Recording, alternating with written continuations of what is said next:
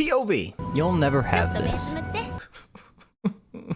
Summertime Render was my most hyped anime this season, and it has not disappointed. Because I mean, good goddamn, just look at her. Disney may be slowly replacing the dying Netflix in terms of being absolute cons who jail anime until after they fully aired, successfully killing any discussion and mainstream potential the show may have had. Looking at you, JoJo. But everyone knows that doesn't stop the internet. But please don't strike my video, ooh. I'm fully confident that, had Crunchyroll been the one to license it, Summertime Render would have been the best anime in the spring 2022 anime season.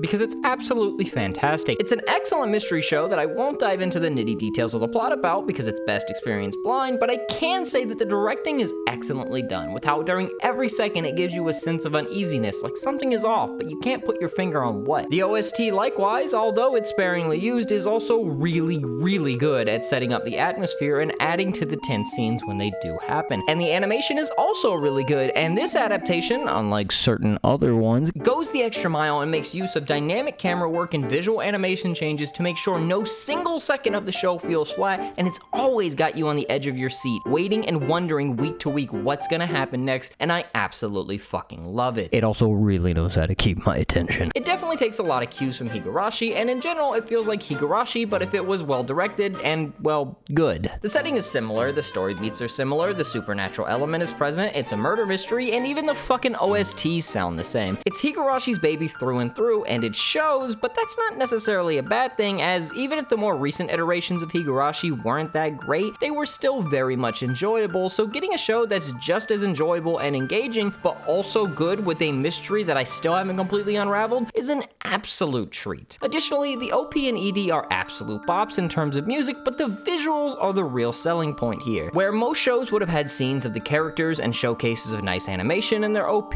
this show gives you weird cryptic messaging that both serves to help you unravel the mystery whilst also not spoiling you at the same time because it's not really showing you anything. The ED opts to have a good but chilling song play in the background, complete with kids creepily chanting and everything. All the while, the visuals are nothing more than real footage of the actual island this show uses as a setting, but it's shot in a way that always keeps the island just out of view, adding to the mysterious creep factor of both the island and the show itself. Episode 1 serves to intrigue and hook you on the show, and by the end of episode 2, you'll be completely absorbed and invested in the show itself. I already have so much I want to say and theorize about the mystery itself, but this, unfortunately, is not that type of video. But if you do want to see that type of video, then leave a like and let me know down below. It's not perfect out the gate, as I personally think it would have been better for the second episode to have mostly been the exact same thing, but with a few changes, forcing the viewer to try and figure out what it is before it slaps them in the face with it at the end. But despite not going that route, it's still rather well done, and it doesn't try to shove everything down your throat with obvious creepy shots of characters acting out of character for no real reason, or in general just trying way too hard to be mysterious and scary and failing miserable at it as a result of poor directing like Higurashi Go did. Here they only do as much as necessary, explaining some bits here and there through random old man exposition, but more or less allowing you to figure it out yourself. The only worrying thing about this anime is that it's gonna be 25 episodes long and completely adapt the entire manga, which is around 139 chapters long. That means that on average they need to adapt around 4 chapters an episode to fit it all within 25 episodes. I can see how that'd lead people to worry that it'll be rushed or adapted poorly as a result, but as an anime only, not only did I think that the production was stellar in terms of enhancing the material from the manga and carrying it over to the anime medium properly, but it also didn't feel rushed whatsoever and was very well paced in general. So hopefully that helps to assuage any worries you may have had, but do know that that's coming from someone who hasn't read the source material, so it could be a different experience for someone who has. Regardless, if you watch anything this season, it should 100% be this show, and you know exactly why.